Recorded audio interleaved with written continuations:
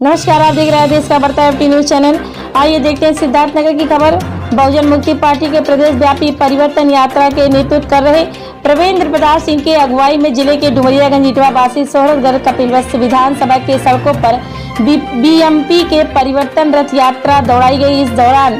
इस अवसर पर परिवर्तन यात्रा के 29 मुद्दों पर विस्तार पूर्वक प्रकाश डालते हुए यात्रा के प्रभारी प्रवेंद्र प्रताप सिंह द्वारा आगामी 2022 के विधानसभा चुनाव में बहुजन मुक्ति पार्टी के पक्ष में मूल निवासी बहुजन समाज से वोट देने की अपील करते हुए प्रदेश में बीएमपी की सरकार बनाने की बात कही है। बीएमपी मंडल महामंत्री बस्ती अर्जुन सिंह लोधी ने देश के आखिर बीएमपी ही क्यों, बीएमपी मूल निवासी बहुजन समाज के लिए देश में एक विकल्प के तौर पर उनके सामने मौजूद हैं। उन्होंने यह बीएमपी के स्थापना के कारण उद्देश्य मूल निवासी बहुजन समाज की वर्तमान सरकार में दशा दिशा ओबीसी, एससी, एसटी, माइनॉरिटीज आदि की संवैधानिक राजनीतिक अधिकारों सहित तमाम बिंदुओं पर प्रकाश डालते हुए परिवर्तन यात्रा के मकसद पर सभी विस्तार चर्चा की।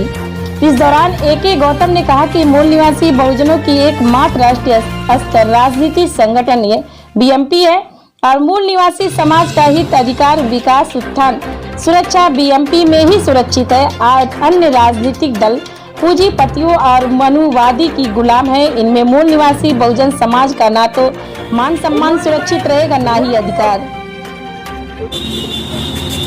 प्रदेश व्यापी परिवर्तन यात्रा का मुख्य उद्देश्य यह है कि हम बहुजन मुक्ति पार्टी के द्वारा यह आज़ाद भारत के मूल निवासी बहुजन समाज के लोगों को यह संदेश दे रहे हैं और उस संदेश के माध्यम से बता रहे हैं उनको कि आज इस आज़ाद भारत में अनुसूचित जाति के लोग, जनजाति के लोग, पिछड़ा अति पिछड़ा के लोग और इससे धर्म परिवर्तित मुस्लिम, सिख, ईसाई, क्रिश्चियन, जैन, लिंगायत इन तमाम लोगों को आज़ाद भारत में हम इस देश के हुक्मरान बनाना चाहते हैं। यह हम परिवर्तन यात्रा के माध्यम से संदेश दे रहे हैं।